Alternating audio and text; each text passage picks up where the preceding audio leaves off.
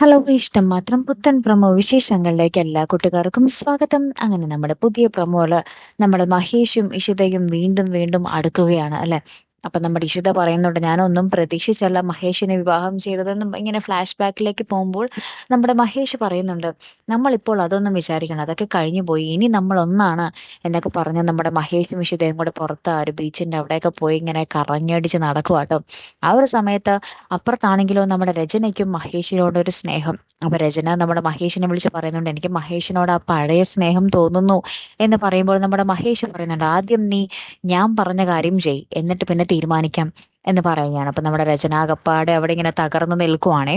അപ്പുറത്താണെങ്കിലോ നമ്മുടെ മാധവ് മനസ്വിനിയോട് പറയുന്നുണ്ട്, ഞാനിതിന് നിങ്ങൾക്ക് ഉറപ്പായിട്ടും ശിക്ഷ തന്നിരിക്കും, എന്നെയും വിശുദ്ധയെ നിങ്ങൾ ചതിക്കുവാർന്നല്ലേ എന്ന് പറയുന്നുണ്ട്. അപ്പൊ മനസ്വിനെ പറയുന്നുണ്ട്, അതൊരു അടഞ്ഞ അധ്യായമാണ്, നീ അതിന് പിന്നാലെ വീണ്ടും പോകരുത് എന്നൊക്കെ പറയുകയാണ്. പക്ഷെ മാധവ് വീണ്ടും നമ്മുടെ ഇഷിതയെ തേടി പോകുന്നൊരു ദൃശ്യങ്ങളാട്ടോ നമുക്ക് കാണുവാൻ സാധിക്കുന്നത്.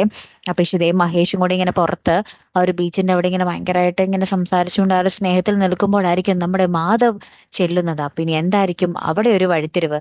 കാത്തിരുന്ന് തന്നെ കാണാട്ടോ. അപ്പൊ അടുത്തൊരു വീഡിയോയുമായി വരുന്നത് വരയ്ക്കും ഗുഡ് ബൈ.